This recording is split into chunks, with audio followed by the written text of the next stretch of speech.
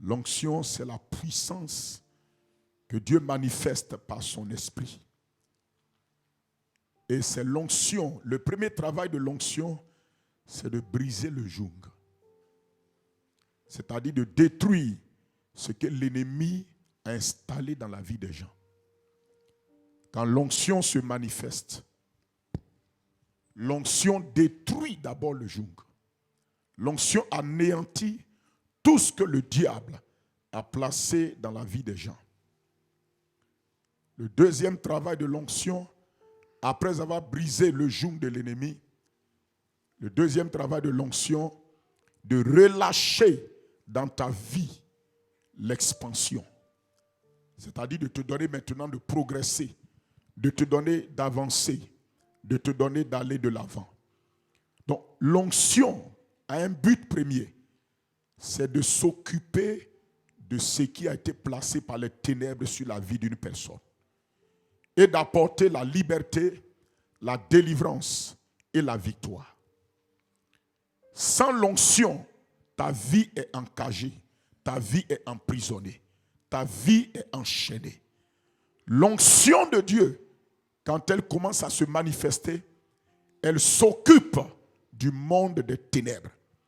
C'est pourquoi vous allez voir que souvent, lorsque nous prions, lorsque nous sommes en train d'adorer, de faire ministère, et que l'onction de Dieu se manifeste, vous allez voir que les mauvais esprits réagissent. Parce que l'onction s'occupe d'eux. L'onction de Dieu les agresse. L'onction de Dieu les attaque. Parce que Dieu ne peut pas te faire progresser s'il n'a pas enlevé d'abord les chaînes. Quand Jésus a envoyé les disciples pour aller chercher l'anneau, les disciples sont allés avec l'onction du Seigneur. Le premier travail qu'ils ont fait, il a dit de faire, il a dit détachez-le. Le premier travail de l'onction dans la vie de ceux que Jésus envoie, c'est de détacher les liens dans la vie des gens. C'est de briser les chaînes dans la vie des gens. C'est de détruire les liens.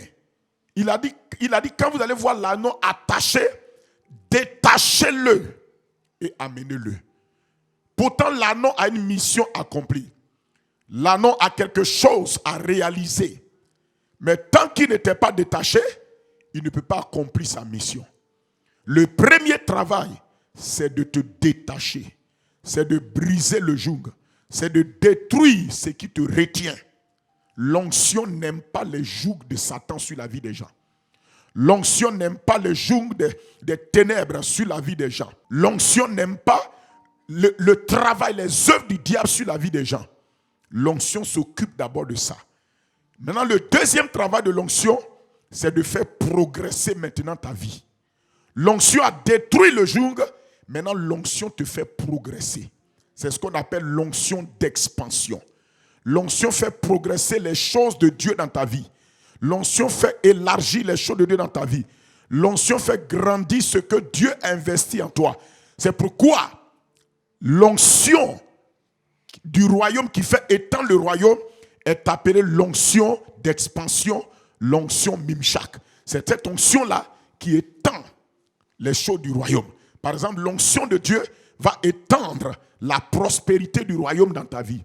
L'onction de Dieu va étendre la santé du royaume dans ta vie. L'onction de Dieu va étendre ta communion, ta relation avec Dieu. L'onction de Dieu va étendre la révélation de Dieu dans ta vie. La connaissance de Dieu, la sagesse de Dieu, la profondeur de Dieu dans ta vie. L'onction, après avoir détruit l'ignorance de Satan, détruit l'esclavage de Satan, l'onction te donne maintenant de progresser. Il faut que vous ayez la bonne image de l'onction.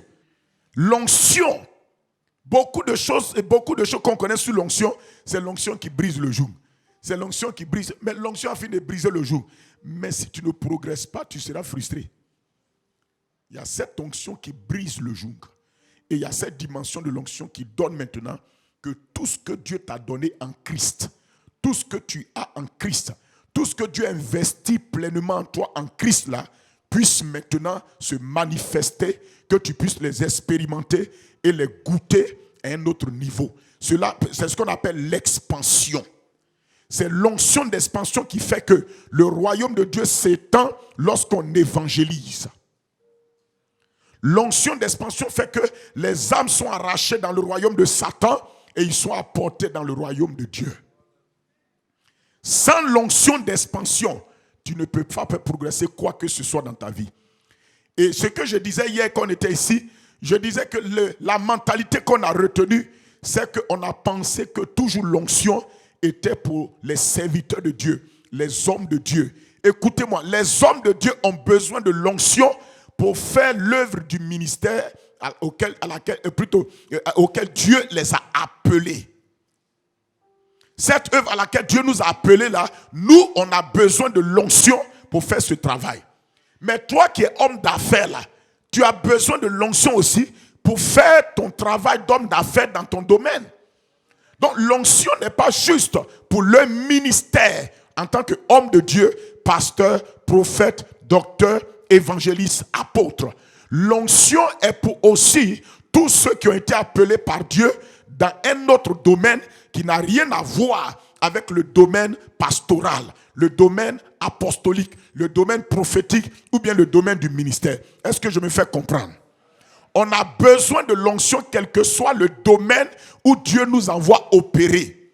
L'onction n'est pas juste pour le ministère d'homme de Dieu. L'onction, nous en avons tous besoin. En réalité, tu ne peux pas être utile dans le royaume. Tu ne peux pas progresser dans le royaume de Dieu sans l'onction de Dieu. Tu ne peux rien faire pour Dieu et pour son royaume sans l'onction de Dieu. Écoutez-moi, tu ne peux rien faire pour Dieu. Tu ne peux pas chanter un cantique pour Dieu sans l'onction de Dieu. Tu ne peux pas jouer au piano sans l'onction de Dieu. Tu ne peux pas jouer à la batterie sans l'onction de Dieu. Tu ne peux pas faire service d'ordre sans l'onction de Dieu. Tu ne peux pas être caméraman dans l'église sans l'onction de Dieu. Tu ne peux pas être technicien sans l'onction de Dieu. Ça demande l'onction de Dieu pour faire les choses de Dieu. Parce que l'onction de Dieu sur toi va te donner la dextérité du royaume, l'habileté du royaume, la vision du royaume, la perception du royaume. Va t'amener à faire les choses qui vont honorer le royaume de Dieu. Sans l'onction de Dieu, tu seras en déshonneur. Sans l'onction de Dieu, tu vas déshonorer Dieu constamment. C'est pourquoi Jésus n'a pas osé s'aventurer sans que l'onction arrive. Il a dit même à ses disciples, allez. Après leur avoir confié la mission d'aller évangéliser, il leur a dit, attendez jusqu'à ce que. Le mot est fort, hein? Attendez jusqu'à ce que. Si on te dit d'attendre quelque chose jusqu'à ce que ça vienne, cela veut dire que c'est tellement important que sans ça, tu ne peux pas t'aventurer. C'est pourquoi on te dit, attends jusqu'à ce que. Et puis, mon frère, ça pouvait mettre 10 ans, ça peut mettre 1 an, ça peut mettre 2 ans, ça peut mettre 1 semaine, ça peut mettre 3 mois. Mais on t'a dit attends jusqu'à ce que. Lorsqu'on utilise le mot jusqu'à ce que, cela veut dire on ne t'a pas donné de délai précis. On t'a donné un délai, mais ce n'est pas précis.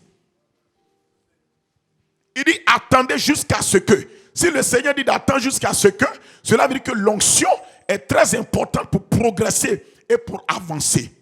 Peuple de Dieu, les bouleversements spirituels ne se passeront pas si l'onction de Dieu n'est pas à l'œuvre.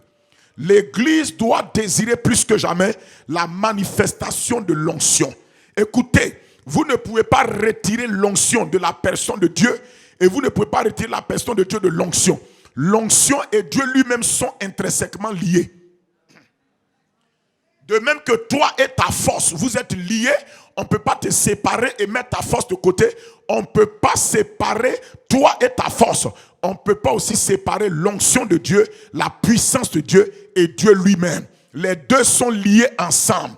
C'est-à-dire que là où la puissance de Dieu est, c'est que Dieu est là. C'est Dieu lui-même qui manifeste sa puissance. Tu ne peux pas séparer. En tout cas, dans la Bible, Dieu ne sépare pas son onction de sa personne. L'onction est importante pour opérer dans le royaume de Dieu et pour manifester le surnaturel. Mais écoutez-moi, l'onction ne travaillera pas tant que vous n'exprimez pas votre confiance dans cette onction. L'onction ne va pas travailler tant que tu n'exprimes pas ta foi dans l'onction. L'onction est présente, mais ça demande un homme de foi pour activer la manifestation de cette onction. C'est pourquoi quand Jésus se promenait dans la foule, là, quand il allait chez Jaïr, il marchait dans la foule l'a touché, mais vous avez vu que l'onction ne s'est pas exprimée. C'est lorsque la femme qui avait la perte de sang est venue le toucher, parce qu'elle est venue par la foi. Elle est venue dans la foi. Elle est venue le toucher. La Bible dit qu'en ce moment-là, une force est sortie de qui ça? Elle est sortie où ça? Elle est sortie d'où? Elle est sortie de lui. Cela veut dire que son onction-là est liée à lui. Son onction est en lui. Son onction n'est pas séparée de lui. Mais l'onction sort de lui. Il dit une force est sortie de lui et est rentrée dans la femme. Et la Bible dit, regardez, quand la force est rentrée dans la femme, on dit au même instant, la perte de sang s'arrêta. Cela veut dire le joug de Satan, qui est la maladie dans le corps de la femme, a été brisé. Et quand ce joug a été brisé, la femme là a senti dans son corps qu'elle était guérie de son mal.